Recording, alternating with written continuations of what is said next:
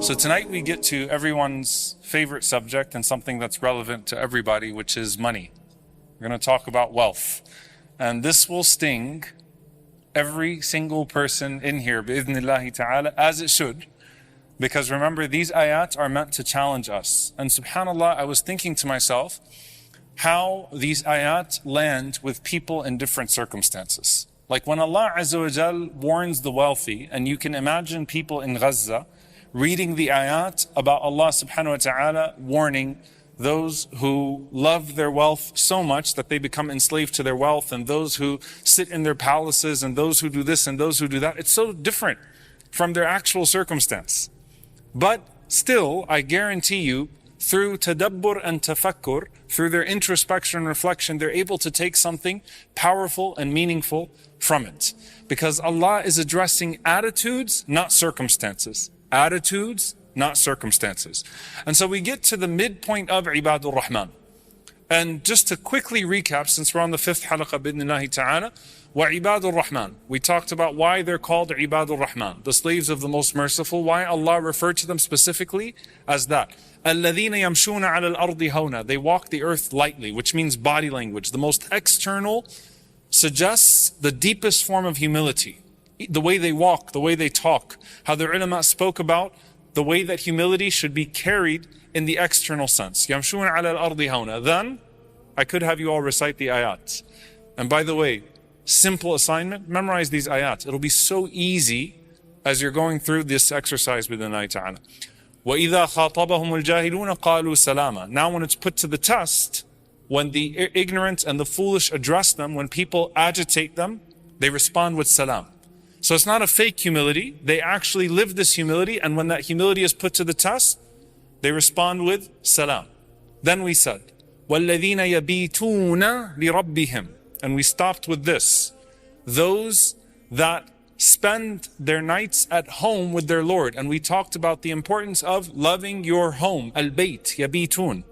That Ibadur Rahman enjoy their moments of loneliness with Allah subhanahu wa ta'ala, or being alone with Allah Azza wa Jal. Loneliness in the sense of seclusion, khalwa, with Allah subhanahu wa ta'ala. They don't seek to constantly be around others because they want to be with their Lord. So they find comfort in their homes. What do they do in their homes? Sujjadan wa qiyama. They're in a state of prostration and they're in a state of qiyam. And Allah prioritized, or rather started with sujood before qiyam, because sajda, prostration, is more fitting to the characteristics of humility that are being mentioned here. Sujjadan wa qiyama. And then we came to, what are they saying in their sujood and their qiyam? Despite all of this, they still fear what? Hellfire. وَالَّذِينَ يَقُولُونَ رَبَّنَا اصْرِفْ عَنَّا عَذَابَ جَهَنَّمَ. Oh Allah, keep hellfire away from us. إِنَّ عَذَابَهَا كَانَ غَرَامًا إِنَّهَا سَاءَتْ مُسْتَقَرًّا وَمُقَامًا. That verily its punishment is gharama. We said gharim is like a debt. It sticks to you, doesn't leave you. Mustaqarran wa muqama. It is a miserable stopping place and a miserable abode to dwell in. So they're afraid. And last week we talked about how we balance hope and fear. And do you fear hellfire enough? Now, Allah Azza wa Jal brings it to وَالَّذِينَ إِذَا أَنفَقُوا لَمْ يُسْرِفُوا وَلَمْ يَقْتُرُوا وَكَانَ بَيْنَ ذَلِكَ قَوَامًا. And we're going to spend time with every word, inshaAllah ta'ala. And those who, when they spend their money, they are neither extravagant nor are they stingy, but they keep the balance between those two.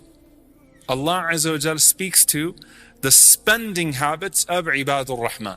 The ulama here mention a few fawaid, a few things of benefit to us.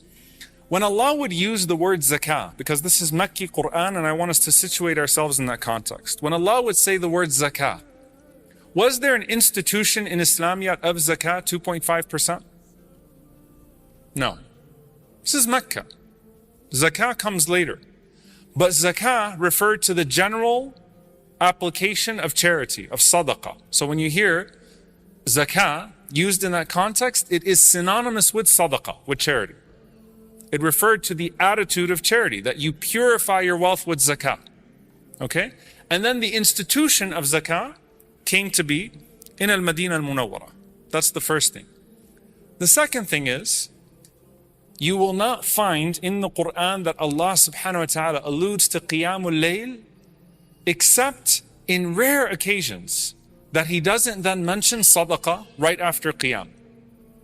يُنْفِقُونَ فِي النَّهَارِ يَقُومُونَ اللَّيْلِ. They spend during the day, they wake up at night. Allah Azza wa Jal connects these two things together inherently. Almost every single time in the Qur'an. Prayer at night, spending during the day. Why? Because from an attitude perspective, you give up sleep at night for the sake of Allah, you give up wealth during the day for the sake of Allah.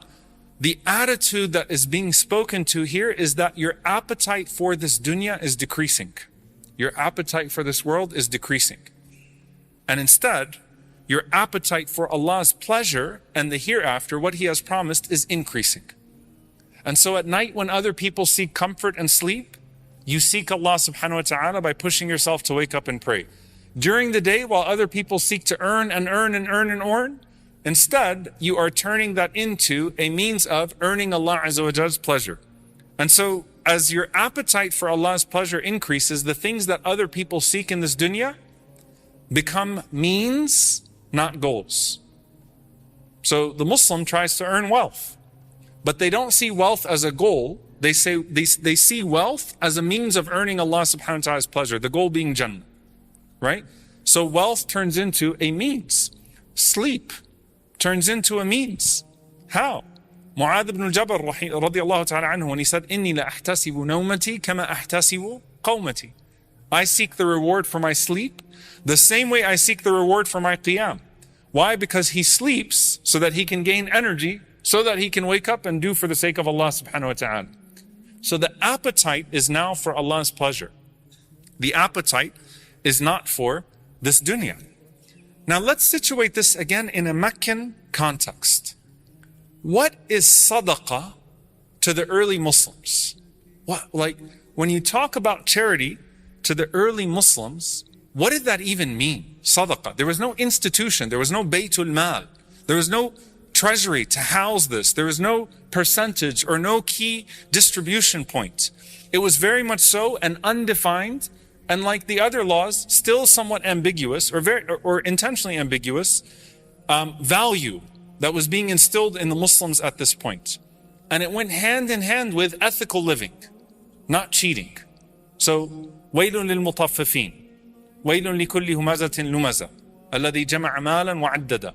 So these early verses in Mecca are ethical, how you act in the marketplace, how you act in your dealings, and how you spend in the general sense. So for them, if you're putting yourself in Mecca around the time of the revelation of the surah, let's say 5 years after the Prophet ﷺ receives revelation, ethical living, and the ulama mentioned one very, very key implementation of sadaqah, which I don't expect anyone to be able to say, but it was freeing the Muslim slaves. Freeing the Muslim slaves. So the tafsir will mention that the most specific and defined version of charity that existed back then was that there was an expectation that those Muslims who had money would go to the masters, the owners of those Muslims who were enslaved, and would pay for their freedom. And this was considered of the most noble acts, and subhanAllah, it is at the highest part of the hierarchy of sadaqah till now. Even after sadaqah becomes very defined and you have small categories and large categories, this is still of the highest of the acts of sadaqah, is purchasing the freedom of someone who has been enslaved. So it's a very specific element of sadaqah that is to them. And subhanAllah, because it's connected to Ibadur Rahman, there's a rahmah that they were expected to feel, a mercy they were expected to feel for a people that had otherwise been reduced to goods. Right? Like if you think about, without the lens of Iman, the slave is no different than a machine. We buy, we sell, we trade them. They have purchases, they have prices. We're not thinking about their value as human beings. We don't even really see them as human beings. Now they're your brothers. Now they're your sisters, right? And there's a rahmah that you now have to feel, a mercy you now have to feel when you see them being dragged through the streets. It's not that slavery didn't exist or that this captivity didn't exist before Islam, right? It's that now you're looking at the person in chains differently, and especially when that person in chains is being oppressed because they're Muslim. So a very specific element of sadaqah is being called to at this point. However, how many times does Allah subhanahu wa ta'ala tell us to give for the sake of Allah in the Qur'an? A lot, right? All right, this is the part now where I'm going to have you guys start answering me, all right? Does Allah tell us to not give too much as often as He tells us to give for His sake? Like if you took all the ayat of sadaqah and you took all the ayat where Allah subhanahu wa ta'ala cautions against giving too much, are they the same number? Which one is much more? Give. Anfiqu, anfiqu, anfiqu, anfiqu. Then you have a few verses not to give too much. Okay? Because which one is more common to the human condition? That you're stingy and you need to give more. But to a certain caliber of people, they want to give everything they have. And that's a rare group of people, and the proportionality in the verses suggests just as much. And so you're in Mecca now, and you're talking to people who don't have an atom's worth of nifaq amongst them, no hypocrisy amongst them. Your spectrum is Abu Bakr, Ali, Bilal, like you're talking about a different caliber of people here. They need to actually be told, not everything yet. Not everything yet. Because they belong to that rare caliber of people who are ready to give everything for the sake of Allah right away. And maybe that's not the best position right now. Okay? So here you have an attitude in Mecca that some people want to sacrifice more than what the situation actually warrants. And the Prophet ﷺ is saying, wait until you're in a position of strength. I want to go to the Kaaba and say, Allahu Akbar. No. Uktum. Keep it to yourself. Go back to your people and call them to Allah Azza wa Jal and wait till I call you back, Ya Abu Dharr. Don't get yourself hurt. Radiyallahu ta'ala anhu. Not yet. Uktum. Slow down. Wait. When you have, subhanAllah, I forget which Sahabi it was that came to the Prophet ﷺ in Mina. And this was when they were taking the bay'ah of the Ansar. And one of the companions said to the Prophet ﷺ, all right, like people of Mecca are not paying attention now. We can go out and we can take over. We can do this now. And the Prophet ﷺ is saying, no, not yet. Don't. This isn't wise. So the attitude of wanting to sacrifice is appreciated. But hold on, okay? Either we're not ready or this is not what the situation calls for. And wallahi, this is something, it's a very specific slither of tazkiyah, and it'll hit you if you really pay attention to it. Sometimes you want to do a good deed more to satisfy something within you rather than it being actually the most beneficial thing for the deen. Sometimes doing something that is boring is actually better for the da'wah.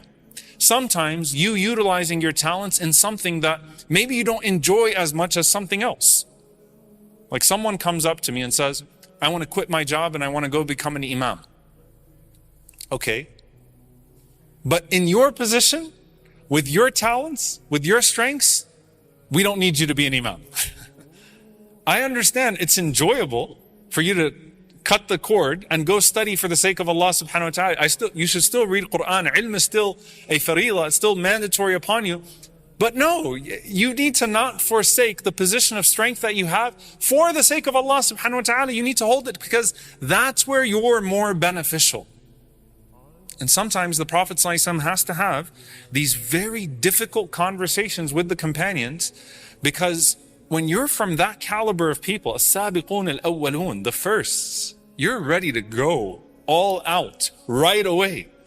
So either we're not ready yet, or the situation actually doesn't fit your incredible desire to sacrifice everything. Wait, hold on, collect yourself, get to a position of strength. Like, can you imagine what it means for them to hear al-mu'minu al-qawi khayrun wa ahabbu ila Allah min al-mu'min al-da'if wa fi kullin khayr?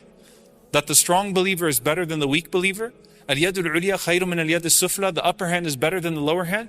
Like, get yourself to a position of strength. Abdurrahman ibn Auf radiyallahu ta'ala anhu has that mindset. Get yourself in a position of strength. Don't accept this stuff. Get yourself in a position of strength. We need you to be strong. We need you to be in that situation.